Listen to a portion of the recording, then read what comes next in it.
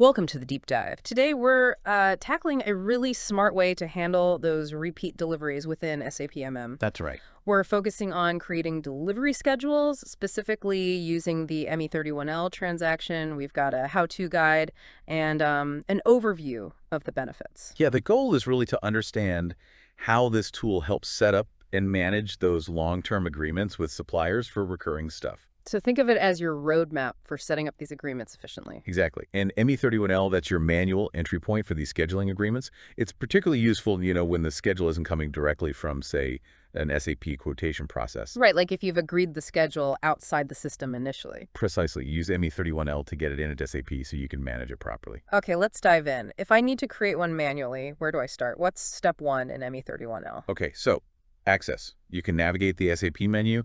It's purchases outline agreement, scheduling agreement create. Right. Then pick vendor known or transfer scheduling A agreement. bit of a click path there. Yeah, or much quicker, just type in the transaction code, ME31L if you know the vendor, ME31L, got it. or ME37 for the transfer ones. Simple. Okay, T code it is. We're in ME31L now. What hits us first? First thing you see is the initial screen. It needs some header data, and pay attention to the default data item section. Why is that important? Well, whatever you put in there, like maybe the plant or storage location, it'll automatically fill in for every single item you add later.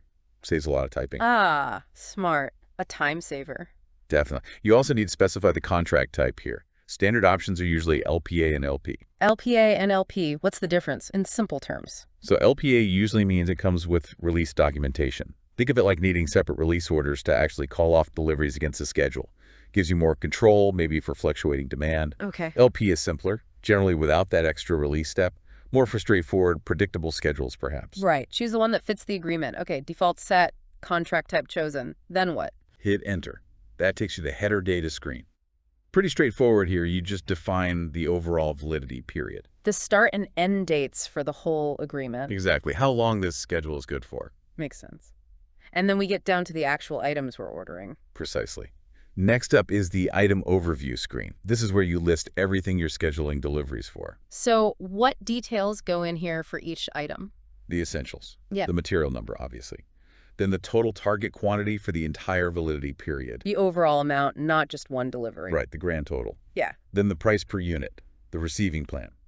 And crucially, the account assignment details. Account assignment telling SAP where the money's going. Exactly. Cost center, project, whatever it is. What if the thing we're ordering doesn't have a material master record in SAP?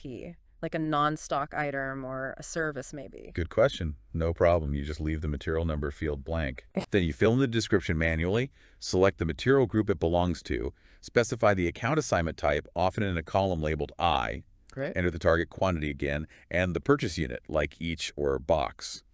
The system can handle it without a master record. Okay, that's flexible. Now, back to that account assignment you mentioned. If we put in a type like K for cost center,